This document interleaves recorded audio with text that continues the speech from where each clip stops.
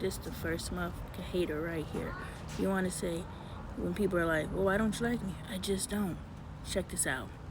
It says, meanwhile, the Philistine with his shield bearer in front of him kept coming closer to David. He looked David over and saw that he was little more than a boy, glowing with health and handsome, and he despised him. All he did was look at this nigga. He was like, you healthy, you cute, and you young? Yo, like, see? That's how easy. See, this the guidebook, right? This is our hoods. We look at each other. These are our schools. These are our friendships. If there's 5 of y'all in a friend group, guaranteed at least 3 of y'all motherfuckers don't really like each other. Guaranteed. Might even be all 5 of you, because how are 5 individuals who don't even know how to work themselves out going to navigate a fightable? How y'all gonna navigate a fightable when you can't even navigate a single? Guaranteed y'all don't like each other. I could teach it, come to one of my classes, but I think I need to do virtual classes. I think I'm gonna do virtual classes too. I'm gonna do the in-person one, and then I'm gonna do it virtually. Why not? Shit. Or do it while no one's in my in-person ones. I might as well just do them virtually, because gotta build my in-person clientele.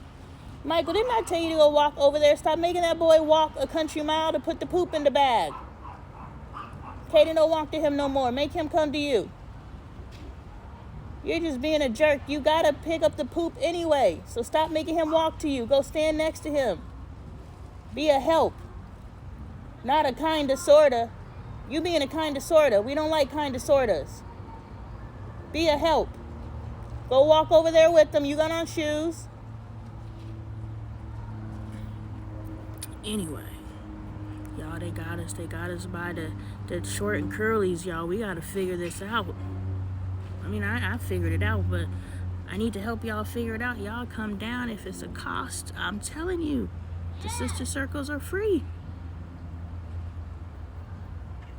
Y'all just gotta get in the room. This is the room y'all should be in. But anyway, yeah, he automatically just looked at him and was just like, and he thought his size and his talking loud.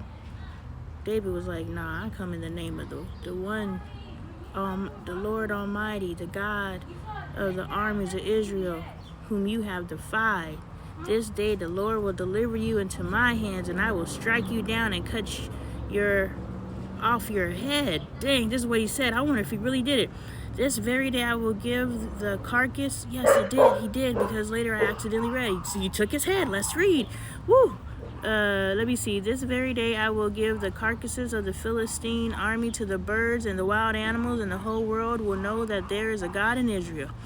All those gathered here will know that it is not by the sword or a spear that the Lord saves, for the battle with the Lord, and he will give all of you into our hands. As the Philistine moved closer to attack him, David ran quickly toward the battle line to meet him. He wasn't scared. He was like, let's go.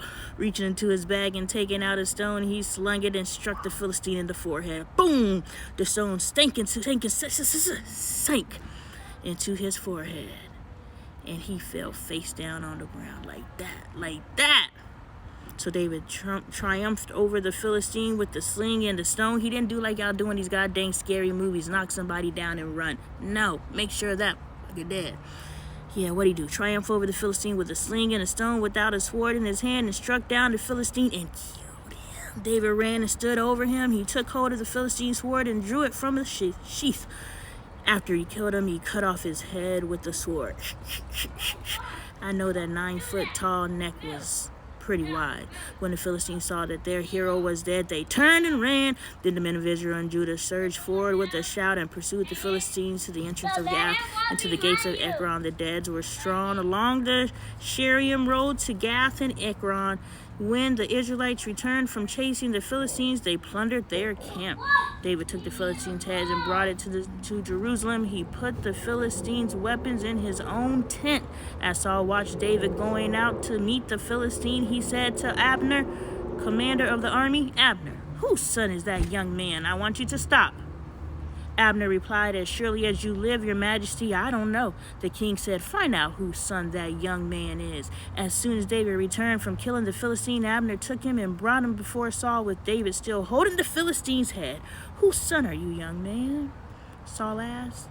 David said, "I am the son of your servant Jesse of Bethlehem." Boom!